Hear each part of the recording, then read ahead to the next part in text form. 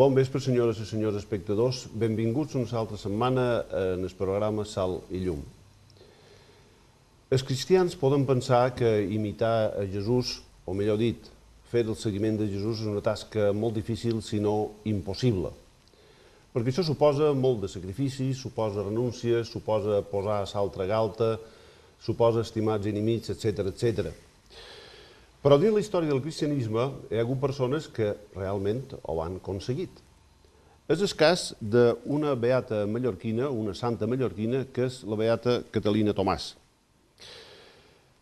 Per recordar alguns moments de la seva vida, parlam amb el catedràtic i especialista en filologia catalana, el pare Pere Riutort Mestre. Bon vespre. Bon vespre. Una miqueta de puntuació. És Santa Catalina Tomàs, anomenada la Beata, perquè va ser quasi 200 anys beata i encara el poble li continua dient la Beata. Sobre això li volia comentar una cosa, veurem si vostè ho ha sentit a dir. Jo quan era petit deien, si a Mallorca no hi ha una santa, els vaixells, quan passin per aquí, diran aquí hi havia una illa. Era com una espècie d'amenaça. Sí, és que era tan important tenir un sant o tenir les relíquies d'un sant que se considerava com a honra primera que se podia tenir. I Mallorca, el Beat Ramon, la Beata Catalina, i no tenia un sant.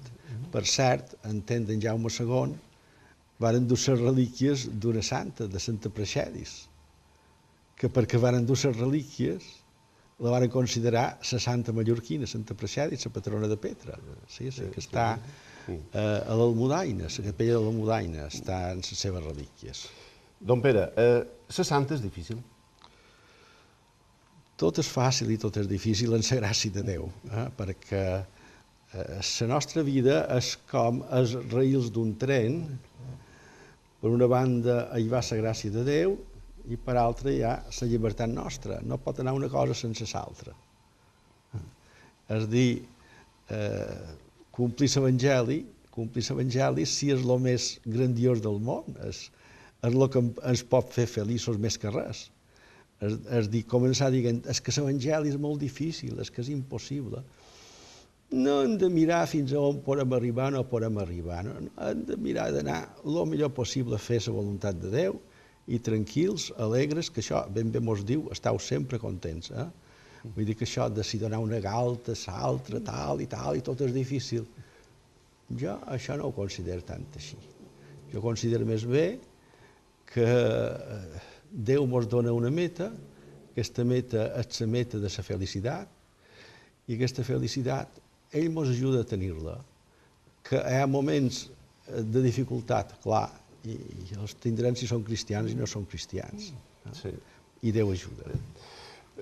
Nosaltres hem volgut fer aquest programa sobre Santa Catalina Tomàs perquè consideram que aquestes persones són models.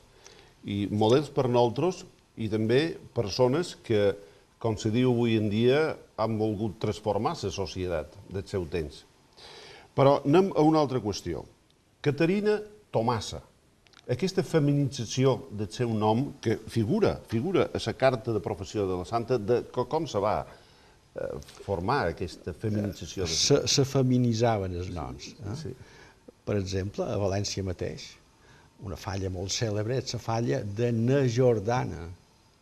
Jordana era una dona que té el llinatge jordà feminitzat. És a dir, això era general.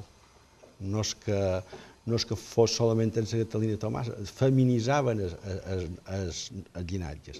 Ara els llinatges estan fixos i si acaba en va o acaba en bo o acaba en consonant, com sigui, i està fixat així és el llinatge. Però llavors no, feminitzaven els noms. Li deien Tomassa, sí, i fixeu-vos que li deien Sort Tomasseta, que és una manera afectiva, familiar, d'anomenar-la. Sort Tomasseta on sou, aquestes estrofes, que jo les dic estrofes naïf, tan populars, però ara actualment ningú dirà Santa Catalina Tomàs, sinó que diran Santa Catalina Tomàs, perquè ja actualment això ja no se fa. El Bisbat de Mallorca ha publicat un vídeo sobre les canongeses, perquè ella perteneixia a aquesta ordre religiosa. Si vos pareix, anem a intercalar dins la nostra conversa alguns moments de la vida de Sor Tomasa, o de Santa Catalina Tomàs, per ser més exactes. Vegem moments dels primers anys de la vida de Santa Catalina.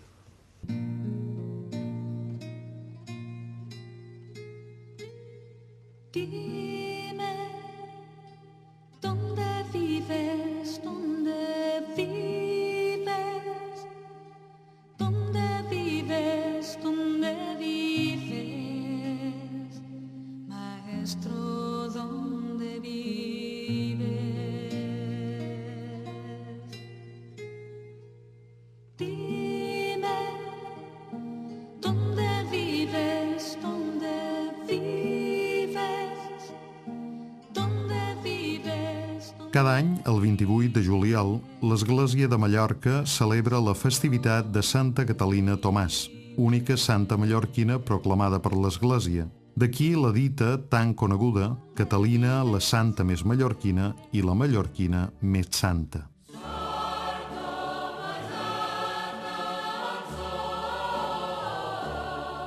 Catalina Tomàs, Caterina Tomassa, nasqué a Valldemossa el dia 1 de maig de 1531. Filla de Jaume Tomàs i Marquesina Gallard, fou la sisena de 7 fills.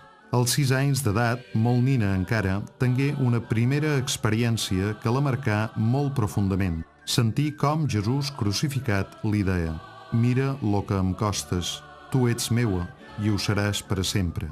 Aquestes paraules la feriren tan intensament que, d'aquell dia ençà, sols volgué tenir Jesús com a model de la seva vida. Aquesta fou possiblement la primera vegada que Catalina visqué l'experiència de la fidelitat a Déu a la vida.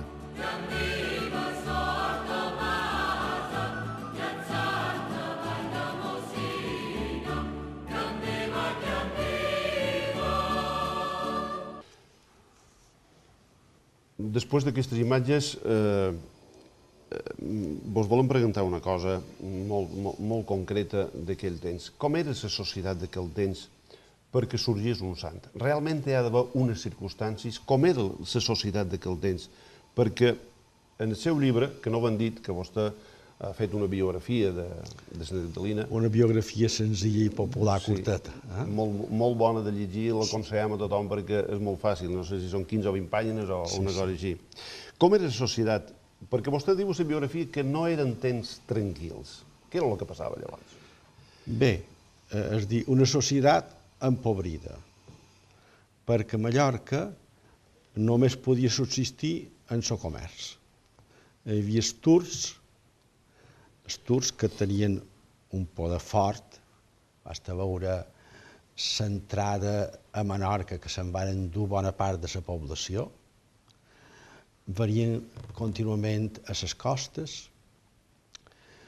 Això per una banda. Internament, penseu, l'agricultura d'aquell temps era una agricultura pobreta, no és que hi hagués molta població, però Mallorca, la seva història són les fams que va patir. Llavors, fins molt en avant. I actualment no passam fam perquè cada dia venen uns bons vaixells plens de camions que mos duen tot el que mos fa falta. Però llavors això era impossible perquè la comercialització era molt difícil i tampoc no hi havia massa per pagar. Estem parlant de mitjans segles, segle XVI i XVII i en vanta, vull dir que i enrere també. Vull dir que no penseu que fossin molt diferents aquell temps. És a dir, per una banda, la pobresa de Mallorca, la pobresa real agrícolament, llavors, després més tard se va repartir més la terra, perquè encara hi havia bastants latifundis, per una banda, llavors, la inseguretat, llavors, per exemple, la gent no tenia que viure i se dedicaven al bandolerisme, de qualque cosa havia de viure. És a dir, hi havia bandolers. I per què? Perquè no tenien més remei, pobrets, que anar a robar. Havien de robar. A la part de Castella, per exemple, se n'anaven cap a Amèrica. Nosaltres no hi podíem anar a Amèrica. los 400 millones de castellanohablantes se van fornir fent-nos una injustícia a nosaltres que no van poder anar a Amèrica fins ben entrat al segle XVIII. Per tant, la població que sobrava creava una inseguretat tremenda, tremenda. És això que diuen ara, per exemple, si ve massa immigració, si hi haurà problemes. I clar que hi haurà problemes. Això no és nou en la història. Per tant, estaven molt malament internament, molt malament externament, i la pobresa era molt més gran llavors. La indústria que tenim ara, res. L'agricultura d'ara, que ara qualsevol camp produeix 10 vegades més que el que produïa llavors. Per tant, sí, hi havia pobresa. Anem a la vocació religiosa de la Beata, dita popularment. Sí. Digue-li així. El pare Castañeda Sí. és una persona que influeix molt en la vida. Com va néixer la seva vocació religiosa? La seva vocació religiosa, com tantíssimes vegades, neix com un desenrotllament de la vida espiritual cristiana. Ella va voler tenir una consagració total a Déu i va pensar en la vida religiosa, i el pare Castañeda, com ha dit, la va ajudar. I així neix la seva vida, la seva vocació, no podem dir una altra cosa. Per dir, tota vocació és un procés que comença de vegades de la manera més, diríem, més impensada, com també passa amb un que se casa amb un altre, que les relacions comencen de vegades de manera ben inconscient i de manera ben fortuïta. I també ella comença, és piedosa ja de petita, verdaderament la tradició la posa, que traten tots sants i tot això. Això vés a cercar què hi ha de veritat o que no hi ha de veritat amb això. Però sí, verdaderament. Llavors acaba en la vocació religiosa sense saber on se dirigiria. Anem a veure, si li pareix, un moments de la vida i del naixement de la seva vocació en el vídeo del bisbat.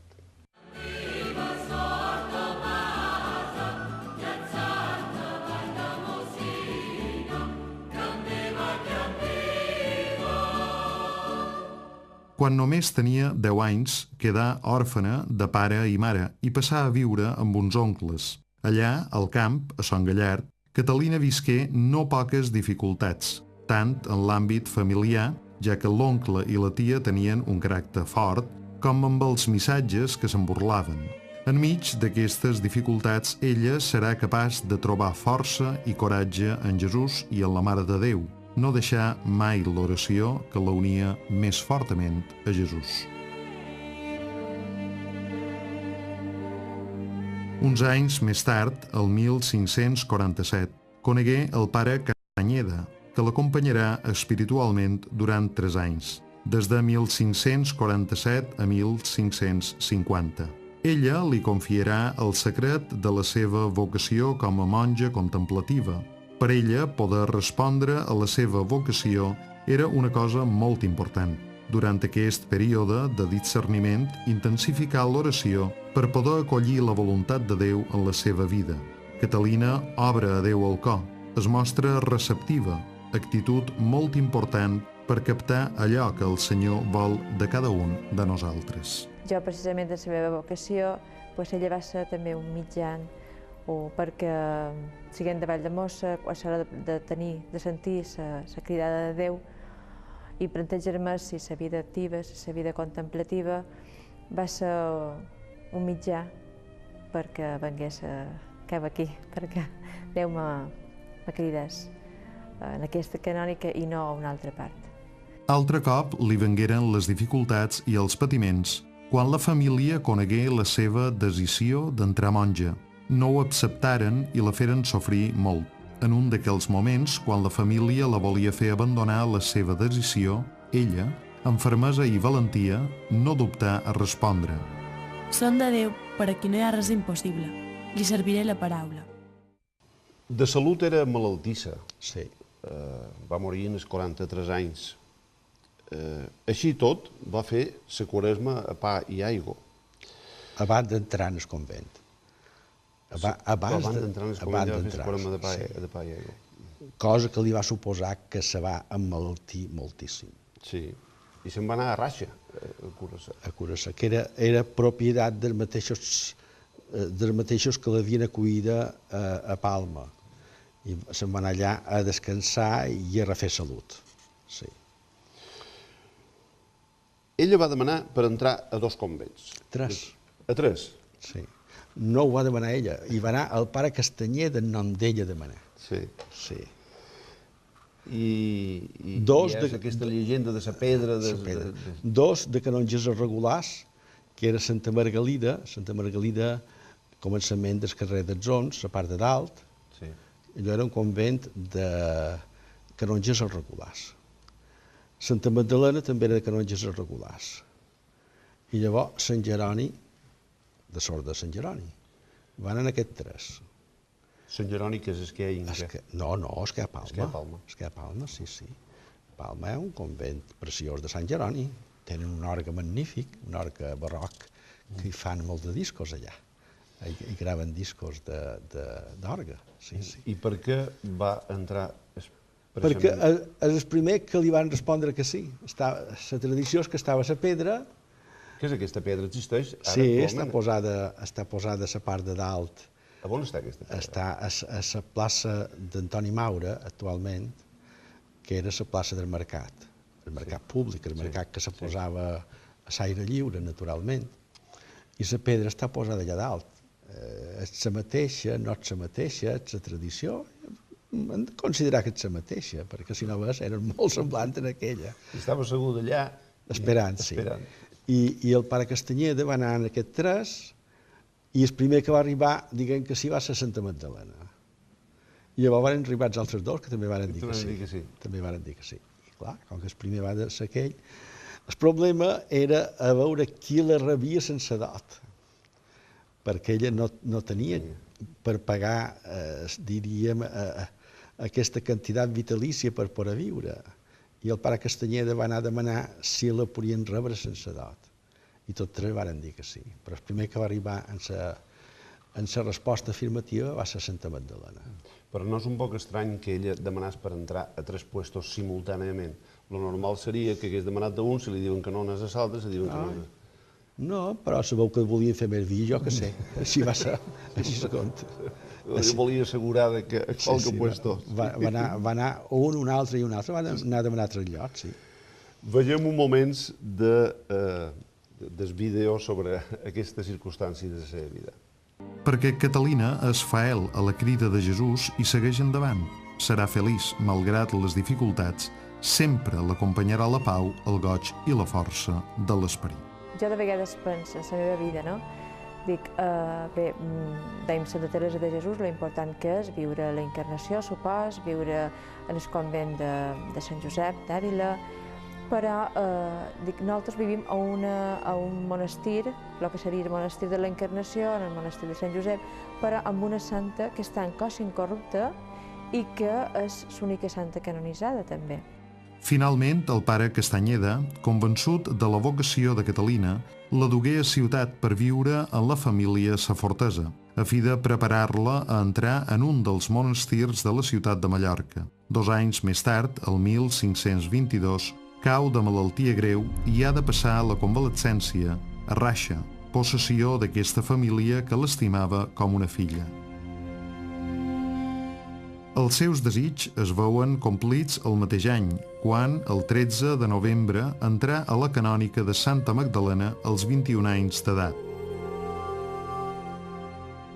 Aquell dia fou per ella de profund goig i alegria. Canongesa regular de Santa Magdalena. Sí. Si mos vol explicar què és això de canongeses i quina relació tenen els canonges, perquè nosaltres només coneixem els canonges de la Seu. Però això de canongeses... Bé, de què se tracta? si mireu l'Anuari Pontifici, l'Anuari Pontifici és un llibre vermell així, que hi ha tot lo de l'Església Catòlica. Els bisbats, els cardenals, comença pel papa, llavors venen els religiosos, etc. Les congregacions, etc. I dins els religiosos hi ha les diferents classes de religiosos, les ordes masculines. La primera orde de religiosos és la dels canonges. Llavors venen els monjos, benedictins, cistercens, orde de Sant Pau, cartoixos, els monjos. Llavors venen els mendicants, dominics, franciscans, carmelites. Llavors venen els clergues regulars, teatins, jesuïtes, llavors venen les congregacions modernes, llavors venen les societats de vida comú. Per tant, els primers religiosos que hi ha són els canonges. Sembla estrany. I qui és el fundador dels canonges? El fundador dels canonges és una forma de vida que ve per la mateixa organització eclesiàstica en què el bisbe viu amb aquells que estan al voltant d'ell de forma de vida religiosa. Això passa encara a l'Església d'Orient. Normalment els bisbes són religiosos que viuen en comunitat. Els bisbes, per exemple, el patriarcat de Constantinoble, viuen com si fossin religiosos i és molt freqüent això, perquè els bisbes de l'Orient solen ser religiosos. I viven el bisbe, els preveres, els diaques, junts i formen comunitat. El fundador, bàsicament, d'aquesta forma se considera Sant Agustí. I llavors s'hi afegeixen la part femenina, la part de les verges, les viudes, que formaven com una part d'aquesta vida eclesial. I dels canonges venen les canongeses, i elles són l'orde femenina dels canonges. I reberen la regla de Sant Agustí, com a... Sí, la tenen. La tenen encara... Sí, elles són agustines. I no han rebut cap tipus de modificació, la seva Constitució... Això sempre. Això no acaba mai. Per exemple, la Real, la biblioteca de la Real, hi ha les constitucions del segle XIV de les canongeses de Santa Margalida. I és del segle XIV. És a dir, les constitucions, hi ha la regla i les constitucions. Les constitucions han anat canviant a través dels segles. Naturalment, ara, després del Concili Vaticà II, tots els instituts religiosos han fet constitucions acomodades en el Vaticà II i en els temps actuals. I elles també. Santa Catalina també va ser consellera del bisbe. Sí. Consellera del bisbe i del virrei. Sí. De clergues i de regulars. Realment ella degué arribar a tenir una importància, diríem, política en aquell temps. Bé, una importància de conseller espiritual, que és una cosa diferent de política. Sí.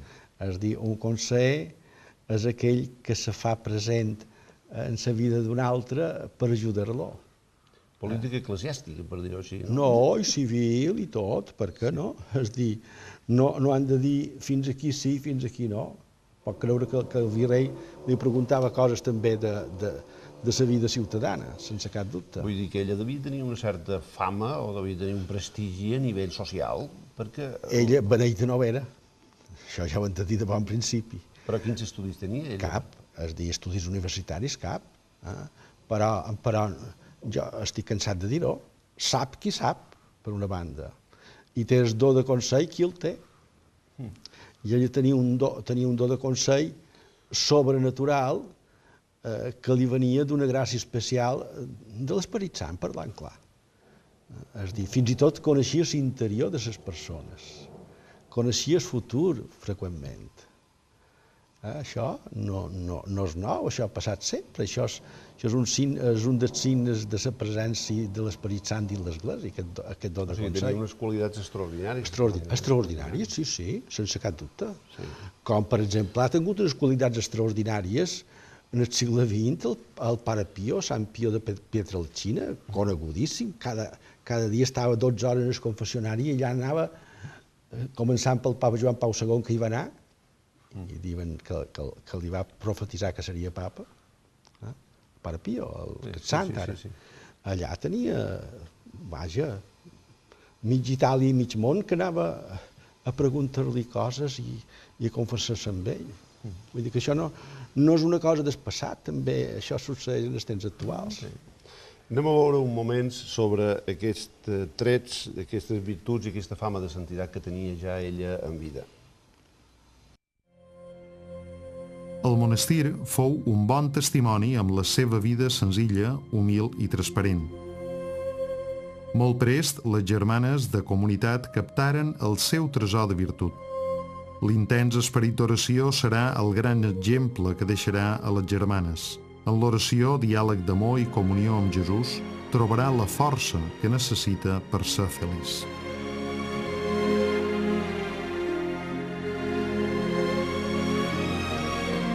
Alguns trets que la caracteritzaren des de molt jove serà el despreniment, un cos sensible i pacífic, la caritat i una gran força de voluntat. Catalina serà una religiosa, treballadora i obedient, simpàtica, alegre i fael. Déu la dotà de dons molt especials com el de consell, el de llàgrimes i el de coneixement. Sinó que va ser una persona religiosa que va viure dins el seu moment una important etapa de la història de Mallorca on hi havia molt de coses polítiques, socials, i ella va ajudar no només en el virrei, a veure les coses d'una altra manera, sinó també en els pobres que acudien en aquesta canònica i en el bisbe per la reforma tridentina, això en el segle XVI. Les seves extraordinàries qualitats com a religiosa i com a dona li donaren en poc temps fama de santedat dins el monestir i de fora, així com reputació de consellera intel·ligent. Entre els personatges que la tingueren com a tal es compten el virrei, Guillem de Rocafull, i la seva esposa, el bisbe Diego de Arnedo, animant-lo a la reforma tridentina a la diòcesi de Mallorca, i els religiosos Antoni Creus, del convent de Sant Domingo, i Vicenç Mas, monjo de la Cartoixa de Valldemossa, que l'anomenava en gran devoció secretària de l'Altíssim. Sor Catalina Tomàs morí el 5 d'abril de 1574, als 43 anys d'edat, havent servit Déu durant 22 anys com a canongessa regular lateranense.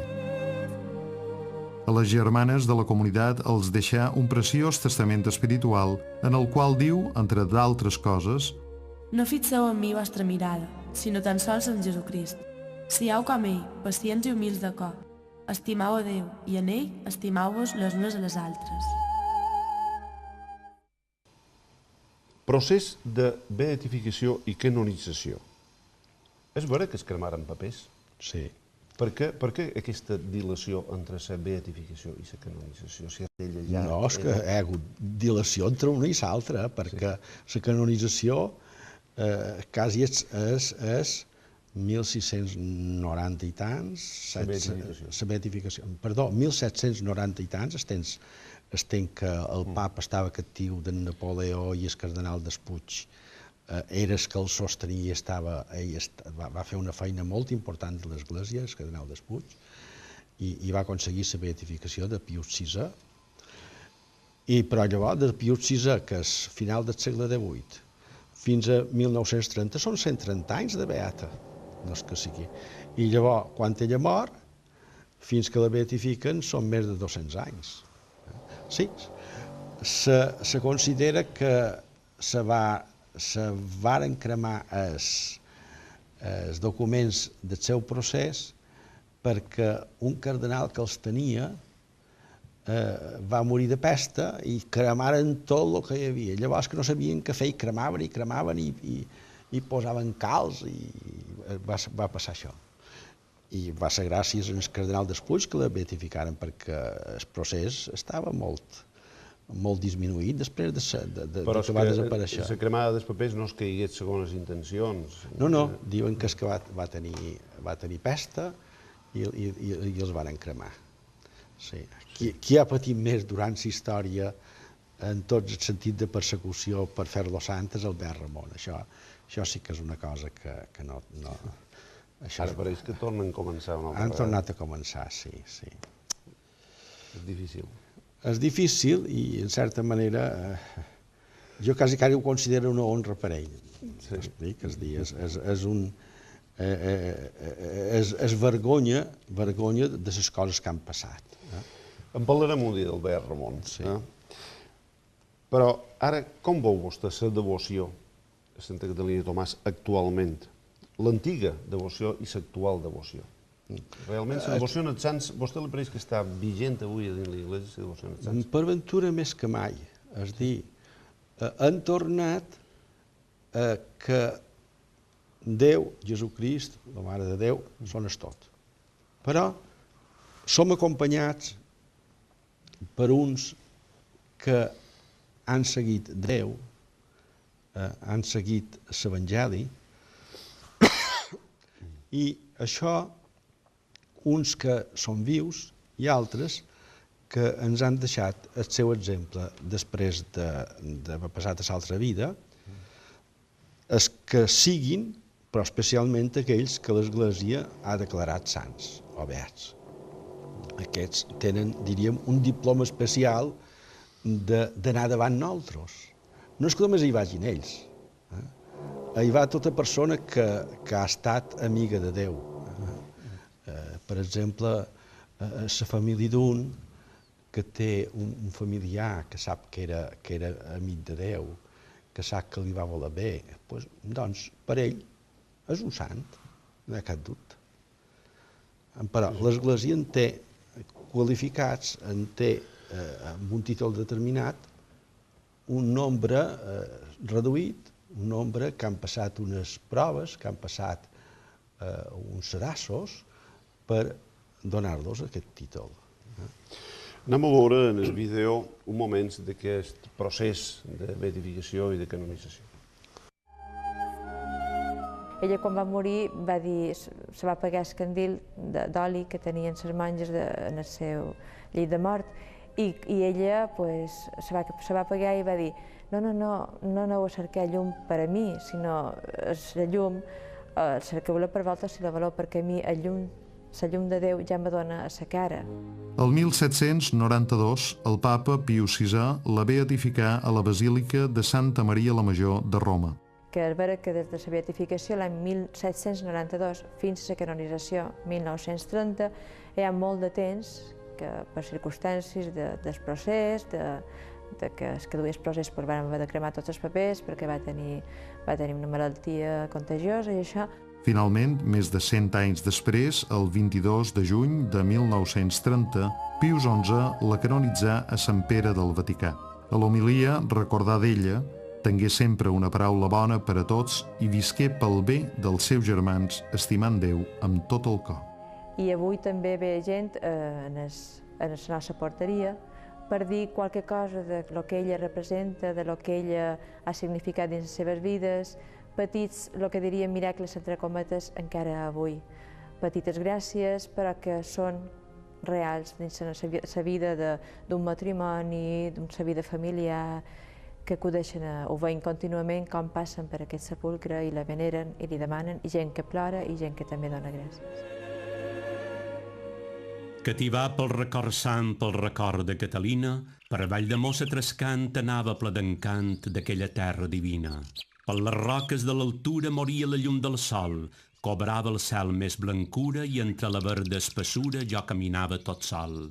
L'oratge mig adormit movia sa ala lleugera i el torrentol amb delit cantava cançons de nit a les flors de la vorera.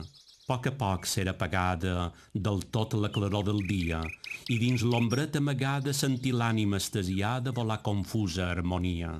Remors i veus de la nit plenes d'encant i misteri parlaren a l'esperit i com a veus d'un salteri ressonaren dins mon pit. Seguim, don Pere Riutort. Vostè parla molt bé i ho descriu molt bé a la seva biografia, el que era un biografieta, Agiografia, no? Sí, bé, agiografia perquè era sant. Agios, sant. Sí. Què és exactament un èxtasi? Un èxtasi, mira, van tenir un èxtasi els apòstols a la transfiguració.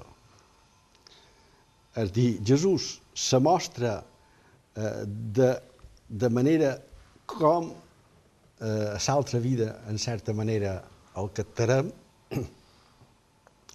i els apòstols varen quedar tan embadalits, tan fora de lloc, perquè parlen clar, aquesta vida i l'altra, en l'altra serem transformats. I el cel que serà? Serà, no ho sabem. El més gran que podem dir del cel és que no ho sabem. És a dir, serà una cosa tan gran que no la podem ni descriure. I els sants, en els èxtasis, s'acosten en aquesta altra vida. I això no és que sigui una cosa d'imaginació, això és un fet comprovat. I un sant, quan té un èxtasi d'aquests, perd la consciència, se desvincula de la vida real? O què és el que passa? Se sol desvincular de la vida real, sí. O sigui, ell ja no és aquí. Psíquicament, espiritualment, mentalment, no. És a dir, està a l'altra vida. Físicament, sí. I Santa Catalina en va tenir molts? Sí, en va tenir bastants. Entre ells en va tenir un de 21 dies. 21 dies? 21 dies sense menjar res. Va estar 21 dies sense menjar res. I ella després contava el que havia vist en aquesta èxtasi? N'hi ha que ho conten i n'hi ha que no ho conten. Jo que sàpiga, ella no ho contava. Per cert, hi havia un ocellet, quan tenia èxtasi, que anava a cantar. És dir, quan ella tenia un èxtasi, sempre hi havia l'ocellet que s'anava a la finestra de la seva cel·la i allà canta, que te canta, com que dic, jo també t'acompanya, la naturalesa que s'unia a la gràcia. Per això la posen sempre en sopar de sucre i en l'ocellet. Sí. És una imatge guapa, Una altra circumstància de la seva vida és el cos incorrupte. El cos incorrupte realment aquesta situació d'incorruptibilitat del cos significa necessàriament que aquella persona sigui santa? No significa res.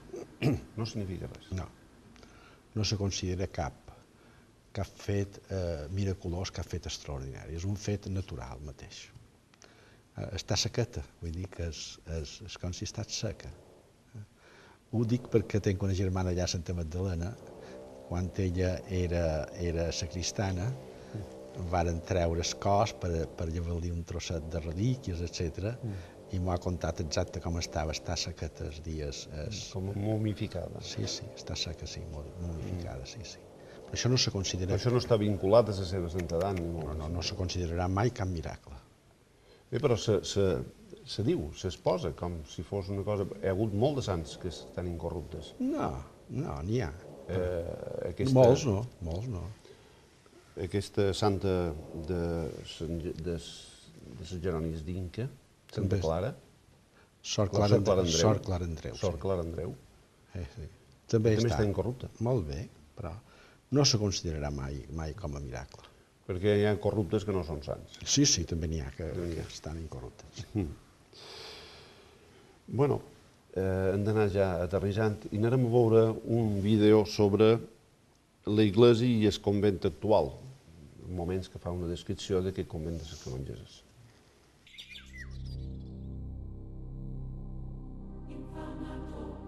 El cos incorrupte de Santa Catalina Tomàs es venera a l'església de Santa Maria Magdalena, situada a l'enfront de la costa que puja a la plaça i església de l'Hospital, on es venera el Sant Crist de la Sang, i en una altra plaça que du el mateix nom de Santa Magdalena. En temps de la Santa, l'església ja havia estat construïda per segona vegada. De la primitiva església sols tenim notícia per una làpida del sepulcre de la primera priora de la casa. Se suposa que, segons s'acostumava, es tractaria d'un temple modest d'una nau de poc tram i arcs de diafragma apuntats. El 25 d'abril de 1491 es posà la primera pedra d'una nova església, de la qual no coneixem més detalls, encara que la imaginem com a una obra d'una sola nau amb volta de creueria. S'ha suposat que l'església que figura representada a la taula de Sant Agustí, obra de López Llopis, 1571-72, seria l'anterior a l'actual barroca, Com a obra de transició és lògic que s'hi observin alhora aspectes gòtics i renaixentistes.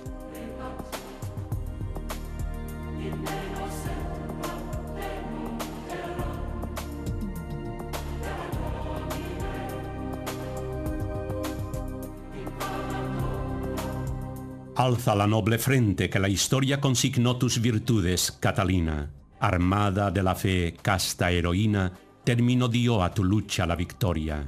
Alza la frente que ciñó de gloria la corona inmortal. Tu honra divina, ilustrando la historia mallorquina, no morirá del tiempo en la memoria.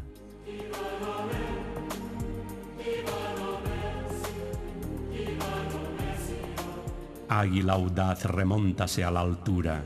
Tranquila sube y sin mirar al suelo ostenta en el espacio su hermosura. Mas tú vences al águila en tu vuelo. Anhelando habitar región más pura, supiste alzarte de la tierra al cielo.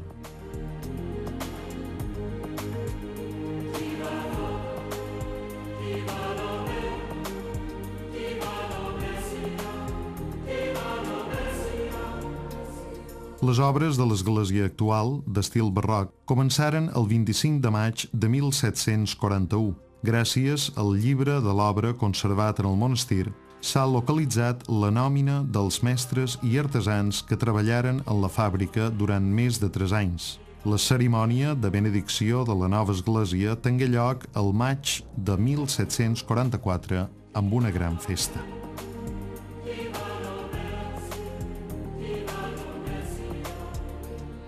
L'església nova seguia el model de temple cupulat, instaurat al segle XVII, en planta de creu llatina. L'interior és tot de mitjans sense picar, destacant-hi la decoració estriada a les pilastres, els arcs feixats i a les sotavoltes dels arcs de les capelles. La volta de la nau és de creueria i segueix pautes molt arcaïtzants, mentre que la cúpula es decora amb 8 petits nínxols. La façana presenta un capcer retallat entre 2 torretes de base, de les quals s'uneix el fil d'una columna d'ordre grandiós, que, en forma de relleu, dona monumentalitat a la planícia de la façana. La portada és molt senzilla i damunt hi ha una imatge de Santa Magdalena que sembla anterior a l'obra barroca. Bueno, don Pere, hem d'acabar ja el nostre programa i ens agradaria que si la Santa té un missatge especial per la societat actual, per als cristians actuals, vostè me digués què és el que nosaltres podem aprendre d'aquesta Santa. En primer lloc, posar com a màxim el camí que Déu assenyala a cadascú i dur-lo a terme segons aquesta vocació. Ella, com a consagrada a Déu, ho va dur d'una manera extraordinària. I cadascú en el seu estat, que Déu normalment per circumstàncies de la vida l'ha situat, i anant al màxim en aquest seguiment de Jesucrist. Ella ho va fer. I no és aquesta santa que el dimoni tal i el dimoni qual, no. Sí, va patir persecució de l'enemic que és el dimoni. Tots en patim, perquè això és un dogma de fe que el dimoni continua tenint poder en el món. Quan nosaltres dèiem «ans alliberau-nos de qualsevol mal», en el text original diu «ans alliberau-nos del maligne». I ella sí, ho va patir, però no és aquesta santa beneïtat que, en certa manera, volen dir aquestes estrofes tan guapes, tan precioses d'ella, sinó que va ser tot una dona, va ser una dona servidora dels altres, per exemple, se va encarregar de les malaltes, va ser una dona que va tenir el do de consell, que va saber estar en tot el que li demanaven, com a canongessa que era, és a dir, no era una cartoixana que s'havia de separar del món, va saber dur a terme la seva vocació com a canongessa, i sobretot la germana nostra és filla de la nostra terra, és a dir, dir-li que és una pagesa santa és una veritat com unes cases I això a nosaltres mos diu molt. És dir, abans soc rebosil, on soc capellet i tot això, com les nostres pageses. I llavors, verdaderament, va ser canongesa, en el seu roquet, com els capellans que duen roquetes, també les canongeres se posen el roquet. I va ser la santa, la gran santa, que nosaltres veneram amb ella i que demanem la seva intercessió i que li demanem d'una manera especial per aquesta terra nostra, de la qual ella és filla primeríssima. Molt bé, moltes gràcies, don Pere. Hem d'acabar amb aquesta estrofa de la cançó que diu «Sort Tomasseta, on sou? Ja vos podeu amagar, perquè el dimoni vos cerca i dins un pou vos vol tirar. Que em visca la beata, que és Santa Mallorquina». Sí, sí. Moltes gràcies, don Pere, i fins a vostès també per l'atenció que han prestat en el nostre programa. I la setmana que ve tornem a estar aquí en el programa que ara acaba. Sal i llum. Bona nit.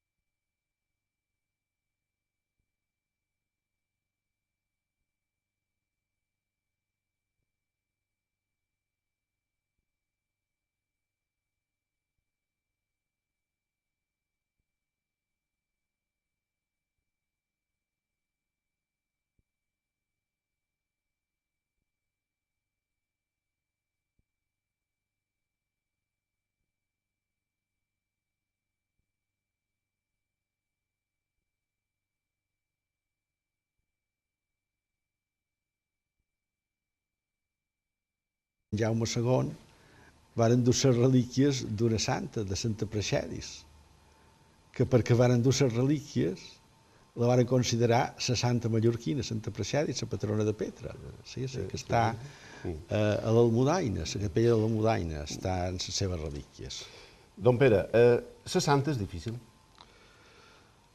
Tot és fàcil i tot és difícil en la gràcia de Déu, perquè la nostra vida és com els raïls d'un tren. Per una banda hi va la gràcia de Déu i per altra hi ha la llibertat nostra. No pot anar una cosa sense l'altra. És dir, complir l'Evangeli sí és el més grandiós del món, és el que ens pot fer feliços més que res. És dir, començar dient, és que l'Evangeli és molt difícil, és que és impossible. No hem de mirar fins a on podem arribar o no podem arribar. Hem de mirar d'anar el millor possible a fer la voluntat de Déu i tranquils, alegres, que això ben bé mos diu, esteu sempre contents. Vull dir que això de si donar una galta, l'altra, tal, i tot és difícil. Jo això no ho considero tant així. Jo considero més bé que Déu mos dona una meta, aquesta meta és la meta de la felicitat, i aquesta felicitat ell ens ajuda a tenir-la, que hi ha moments de dificultat, clar, i els tindrem si són cristians i no són cristians. I Déu ajuda. Nosaltres hem volgut fer aquest programa sobre Santa Catalina i Tomàs perquè consideram que aquestes persones són models, i models per nosaltres i també persones que, com se diu avui en dia, han volgut transformar la societat del seu temps. Però anem a una altra qüestió. Caterina Tomasa. Aquesta feminització del seu nom, que figura a la carta de professió de la santa, com se va formar aquesta feminització? Se feminitzaven els noms. Sí. Per exemple, a València mateix, una falla molt cèlebre és la falla de na Jordana. Jordana era una dona que té el llinatge jordà feminitzat. Sí. És a dir, això era general. No és que fos solament en la Catalina Tomasa, feminitzaven els llinatges. Ara els llinatges estan fixos i si acaba en va o acaba en bo o acaba en consonant, com sigui, i està fixat així és el llinatge. Però llavors no, feminitzaven els noms. Li deien Tomasa, sí, i fixeu-vos que li deien sort Tomaseta, que és una manera afectiva, familiar, d'anomenar-la, sort Tomaseta on sou, aquestes estrofes, que jo les dic estrofes naïf, tan populars, però ara actualment ningú dirà Santa Catalina Tomasa. O millor dit, fer el seguiment de Jesús és una tasca molt difícil, si no impossible. Perquè això suposa molt de sacrifici, suposa renúncies, suposa posar a l'altra galta, suposa estimats enemics, etc. Però dins la història del cristianisme hi ha hagut persones que realment ho han aconseguit. És el cas d'una beata mallorquina, una santa mallorquina, que és la beata Catalina Tomàs. Per recordar alguns moments de la seva vida, parlam amb el catedràtic i especialista en filologia catalana, el pare Pere Riutort Mestre. Bon vespre. Bon vespre. Una miqueta de puntuació. És Santa Catalina Tomàs, anomenada la Beata, perquè va ser quasi 200 anys beata i encara el poble li continua dient la Beata. Sobre això li volia comentar una cosa, veurament si vostè ho ha sentit a dir. Jo, quan era petit, deien, si a Mallorca no hi ha una santa, els vaixells, quan passin per aquí, diran, aquí hi havia una illa. Era com una espècie d'amenaça. Sí, és que era tan important tenir un sant o tenir les relíquies d'un sant que se considerava com a honra primera que se podia tenir. I Mallorca, el Beat Ramon, la Beata Catalina, i no tenia un sant. Per cert, entendre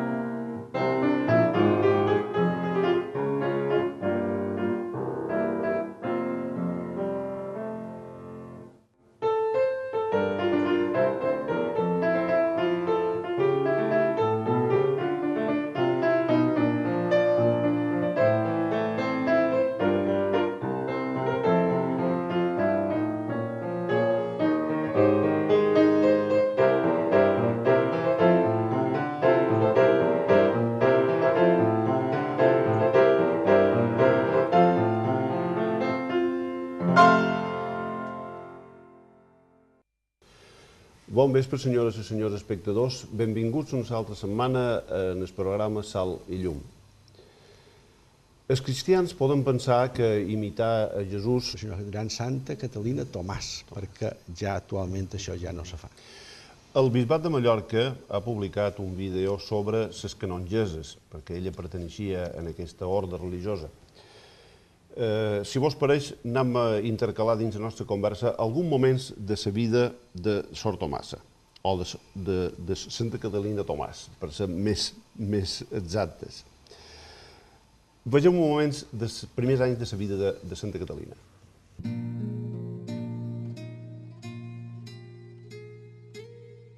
Dime, ¿dónde vives? ¿Dónde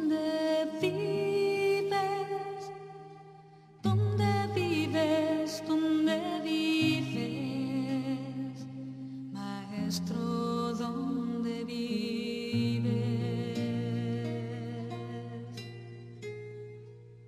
Dime, ¿dónde vives? ¿Dónde vives? ¿Dónde vives? Cada any, el 28 de juliol, l'Església de Mallorca celebra la festivitat de Santa Catalina Tomàs, única santa mallorquina proclamada per l'Església. D'aquí la dita tan coneguda, Catalina, la santa més mallorquina i la mallorquina més santa.